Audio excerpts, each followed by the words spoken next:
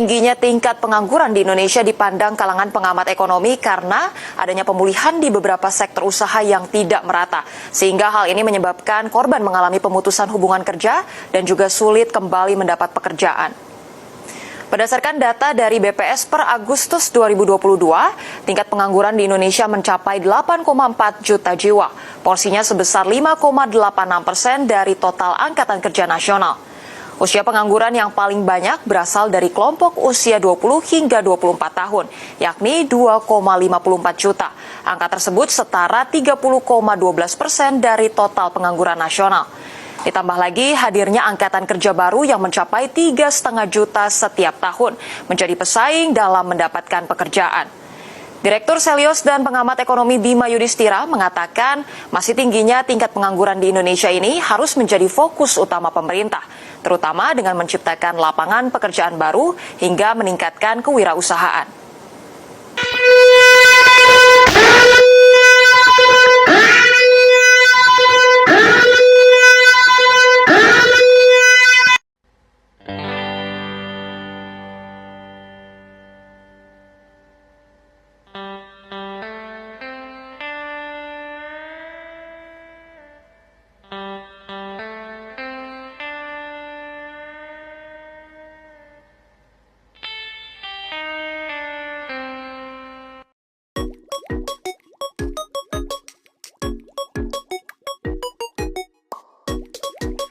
Assalamualaikum warahmatullahi wabarakatuh. Alhamdulillahirrabbilalamin. Wassalatu wassalamu ala asrafil mursalin Sayyidina Muhammadin wa ala alihi washabihi ajma'in. Yang saya hormati Bapak dosen pengampu, yaitu Bapak Bahrul Munib SHI MPDI yang saya hormati, dan teman-teman kelas PAI 4 yang saya banggakan, dan para audien yang telah mendengarkan yang saya hormati. Baik, di sini saya akan menjelaskan tentang pengangguran dan kemiskinan. Baik, di sini saya akan mempresentasikan yang pertama yaitu definisi pendidikan Islam, yang kedua yaitu definisi pengangguran dan kemiskinan, yang ketiga yaitu pendidikan Islam untuk menanggulangi kemiskinan, yang keempat yaitu pendidikan Islam untuk menanggulangi pengangguran, yang kelima yaitu pemberdayaan masyarakat melalui pendidikan kreatif. Baik, di sini saya akan membahas definisi pendidikan Islam. Pendidikan Islam dengan Undang-Undang Nomor 20 atau 2003 dibahas, yaitu pertama, usaha sadar dan terencana untuk mengembangkan potensi peserta didik dalam aspek spiritual, intelektual, moral, dan keterampilan. Dengan definisi menurut ahli, yang pertama yaitu Ahmad Tafsir. Menurutnya yaitu pendidikan mencangkup memelihara, membesarkan, dan mengajar.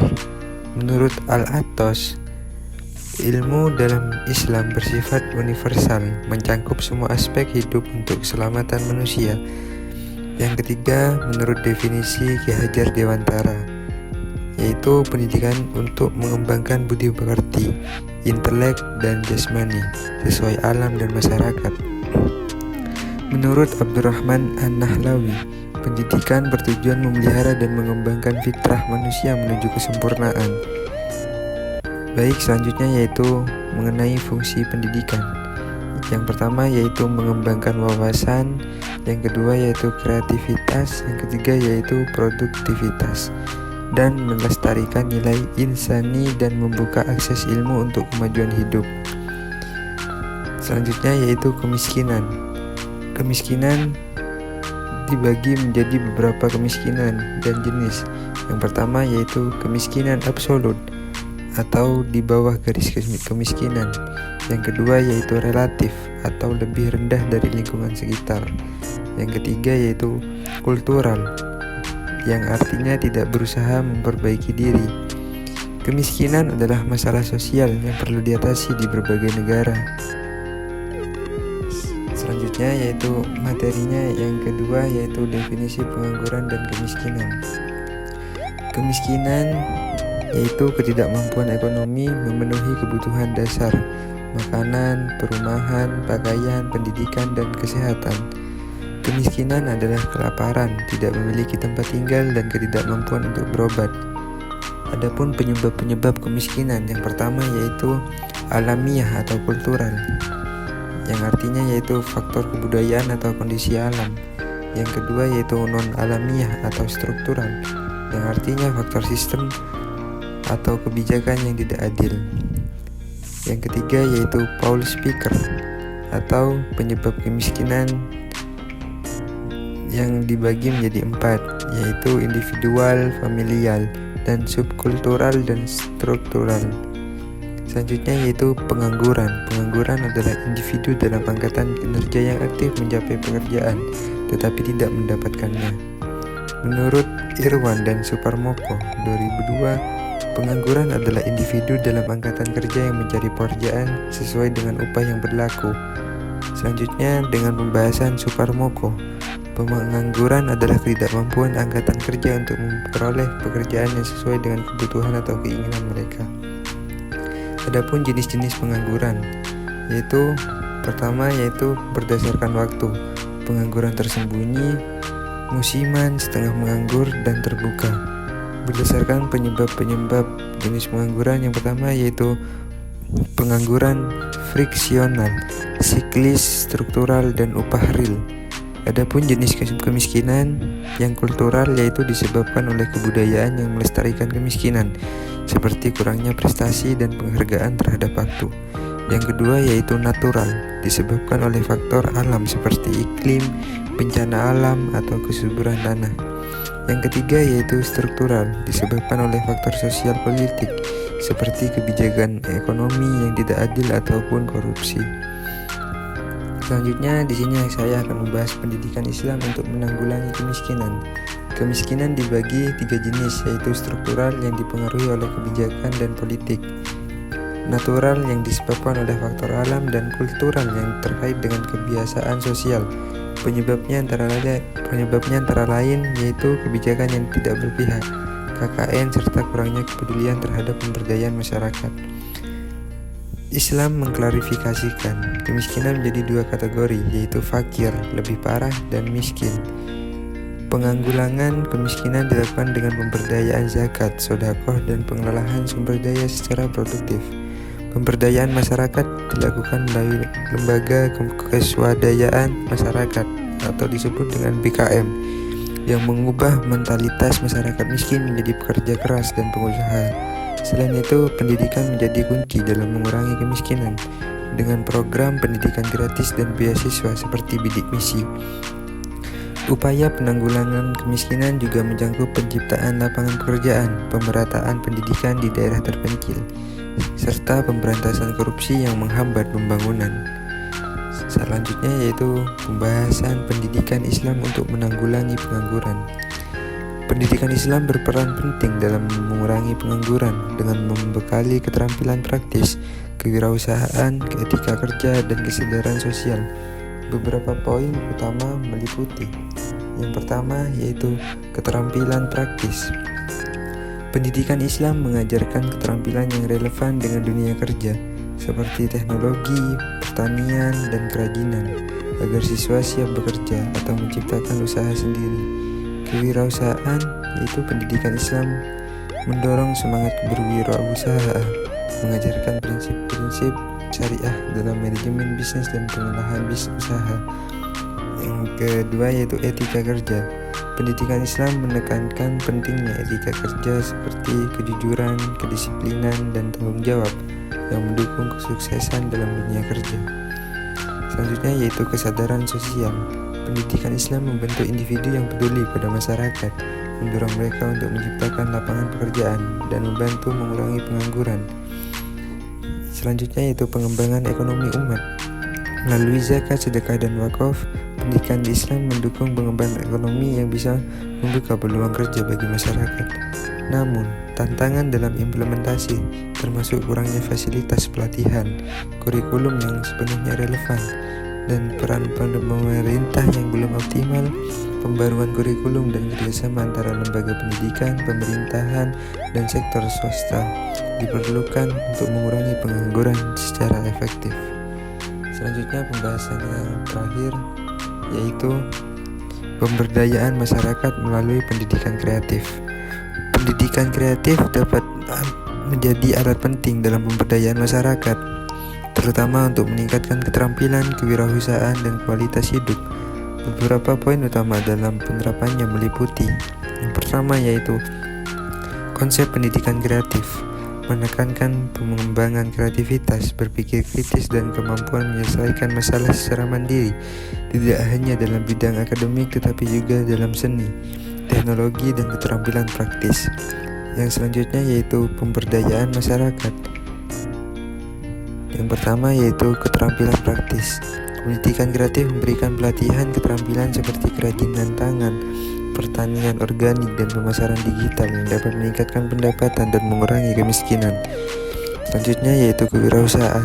Pendidikan ini mendorong masyarakat untuk mengembangkan usaha baru, memanfaatkan produk lokal, dan menciptakan lapangan kerja. Pemberdayaan sosial mengajarkan nilai-nilai kerjasama, solidaritas, dan kesadaran sosial yang memperkuat komunitas. Yang selanjutnya peningkatan kualitas hidup. Keterampilan baru yang diperoleh dapat membuka peluang usaha yang meningkatkan kesejahteraan dan kemandirian ekonomi. Contoh implementasi yang pertama yaitu program pelatihan kewirausahaan di desa, inovasi sosial untuk masalah komunitas, dan pendidikan berbasis teknologi digital telah membantu masyarakat meningkatkan penghasilan dan adaptasi terhadap ekonomi digital. Tantangan implementasi. Tantangan meliputi keterbatasan akses pendidikan, kurangnya pendanaan, dan perubahan sosial yang lambat yang dapat menghambat efektivitas pendidikan kreatif dalam pemberdayaan masyarakat. Di sini yang paling akhir yaitu membahas kesimpulan. Yang pertama kesimpulan yaitu dalam konteks pengangguran dan kemiskinan, pendidikan Islam muncul sebagai solusi strategis yang komprehensif dan berkelanjutan. Pendidikan ini tidak hanya fokus pada transfer ilmu pengetahuan, tapi juga berorientasi pada pembentukan karakter, etika, serta pengembangan keterampilan praktis yang dapat memperdayakan individu dan komunitas. Dengan demikian, pendidikan Islam berperan sebagai pilar penting dalam meningkatkan kualitas hidup masyarakat. Pendidikan Islam sebagai upaya menanggulangi kemiskinan. Pendidikan Islam berkontribusi signifikan dalam menanggulangi kemiskinan melalui beberapa mekanisme. Pendidikan Islam sebagai upaya menanggulangi pengangguran dalam menghadapi masalah pengangguran. Pendidikan Islam memainkan peran kunci dengan mempersiapkan individu untuk memasuki dunia kerja melalui penekanan pada kewirausahaan dan pengembangan keterampilan praktis. Pendidikan ini membekali lulusan dengan kompetensi yang dibutuhkan di pasar kerja yang semakin kompetitif. Misalnya kursus-kursus yang berkaitan dengan manajemen usaha, teknologi informasi, dan keterampilan vokasional memberikan peluang bagi lulusan untuk mendapatkan pekerjaan yang layak atau bahkan memulai usaha mereka sendiri dengan membekali masyarakat dengan alat untuk berinovasi. Pendidikan kreatif dapat menggerakkan pertumbuhan ekonomi dan sosial yang berkelanjutan. Secara keseluruhan, pendidikan Islam memiliki potensi besar dalam menanggulangi kemiskinan dan pengangguran serta memberdayakan masyarakat. Melalui pendekatan yang holistik dan terintegrasi, pendidikan Islam mampu membekali individu dengan keterampilan dan nilai-nilai yang diperlukan untuk mencapai kesejahteraan. Dukungan dari berbagai pihak termasuk pemerintah, lembaga pendidikan, dan masyarakat sangat penting untuk menciptakan ekosistem pendidikan yang kondusif dan inklusif.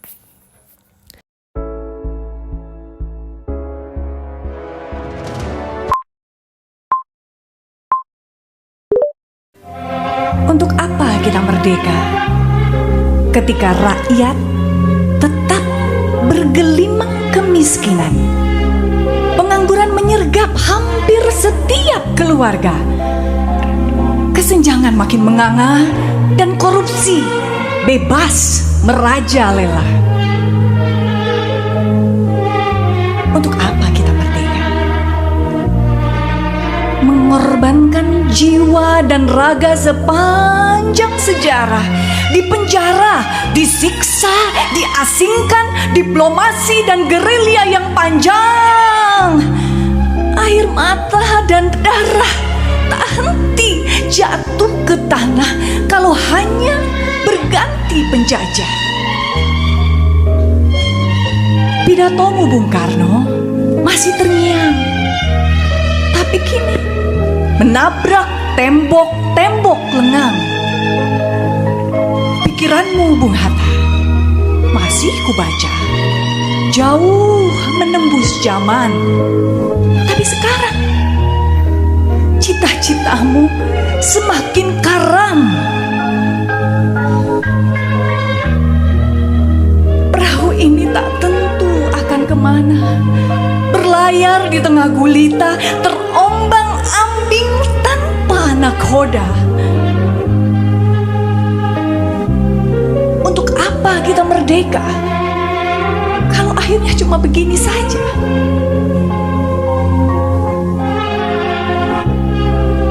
Aku